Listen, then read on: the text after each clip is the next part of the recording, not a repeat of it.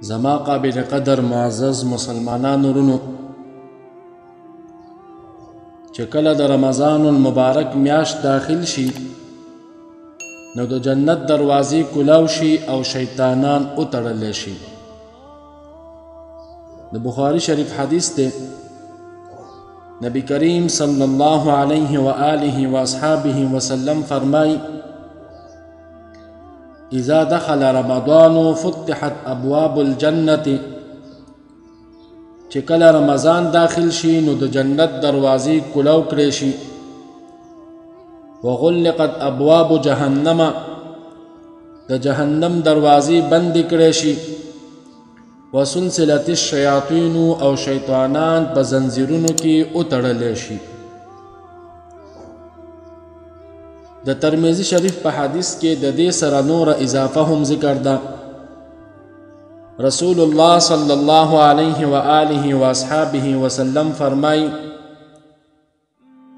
چې کله د رمضان المبارک اول شپه راشي نو شیطانان او سرکش جنات وتړلی شي، د جهنم دروازې بندې کړی شي، په دې کې یوه دروازه هم نشي کولاولی.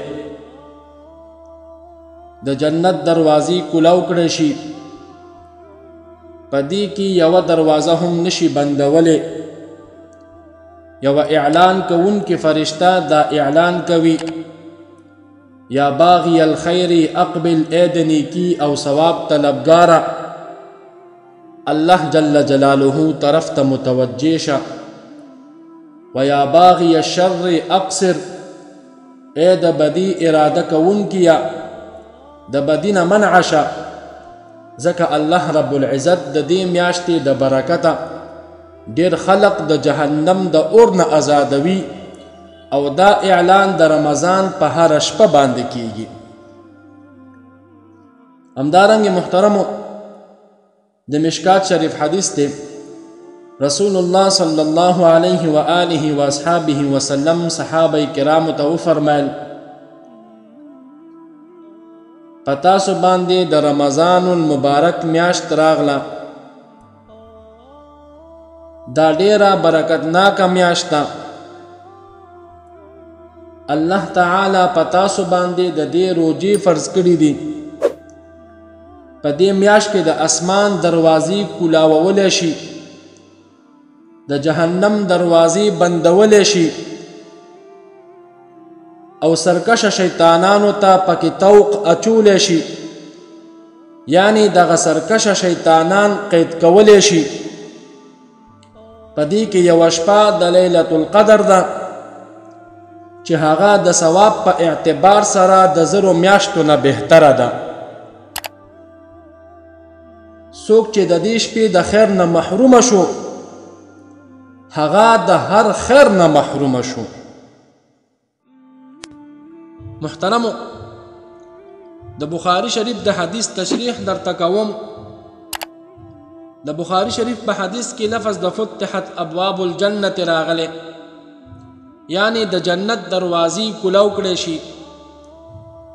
د جنت د دروازو کولاوېدل کنایه د دې نه ده چې مسلمانانو ته د هغه نیک کارونو توفیق ملاویږي کوم چې جنت ته د داخلېدو ذریعه جوړیږي. د بخاری شریف په بعض احادیثو کې لفظ د فتحت ابواب السماء راغلی، یعنی د اسمان دروازې کولاو کړی شي. نو د اسمان د دروازو کولاوېدو مطلب دا دی چې پرله پسې د الله جل جلاله رحمتونه را نازلیږي، او د بندگانو نیک اعمال او دعاګانې قبلیږي. وغلقت ابواب جهنم، یعنی د جهنم دروازې بندې کړی شي. د جهنم د دروازو بندیدل کنایه د دې نه ده چې روزهدار د داسې کارونو نه بچ وي کوم چې جهنم ته د داخلېدو ذریعه جوړیږي. ځکه دا ظاهره خبره ده چې روزهدار د کبیره ګناهونو نه بچ وي، او صغیره ګناهونه دته د روزې د برکته بخلی شي. وسلسلت الشیاطین، یعنی شیطانان په زنځیرونو کې وتړلی شي. د شیطانانو تړل کنایه ده د دې نه چې سرکشه شیطانان په زنځیرونو کې وتړلی شي او د دوی نه هغه قوت ختم کړی شي د کوم په وجه چې دوی مسلمانان دوکه کوي. د شیطانانو او پیریانو په تړلو کې حکمت هم دا دی چې دوی د روژهدارو په زړونو کې وسوسه وانه چوي او ګناهونو طرف ته یې راونه بلي.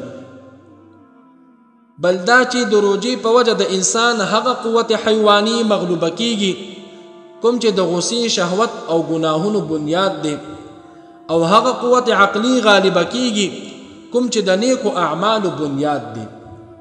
دغه وجه ده چې په رمضان کې د نورو میاشتو په نسبت ګناهونه کم کیږي او عباداتو کې ډیروالی راځي.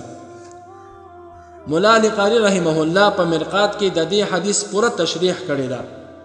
محترمو، که یو شخص دا اعتراض وکړي چې کله په دې میاشته کې شیطانان تړل شوي دي نو بیا د خلقو نه ګناهونه څنګه کیږي، نو د دې اعتراض علماو دوه قسمه جوابات کړي.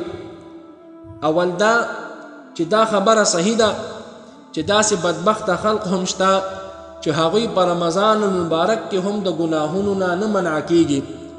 نو اگر چې په روژه کې سرکشه شیطانان تړل شوي وي خو چونکې د رمضان نه مخکې دا خلق د شیطان د دوکه کولو په وجه دې اندازې ته رسېدلي وي چې هماغه خراب اثرات د ده په بد طبعیت کې داسې مضبوط شوي وي چې د ګناهونو سره د نفس عادي شوی وي، نو اوس چې په رمضان کې دا خلق ګناهونه کوي نو دا د هماغه زوړ خراب عادت نه مجبوره وي.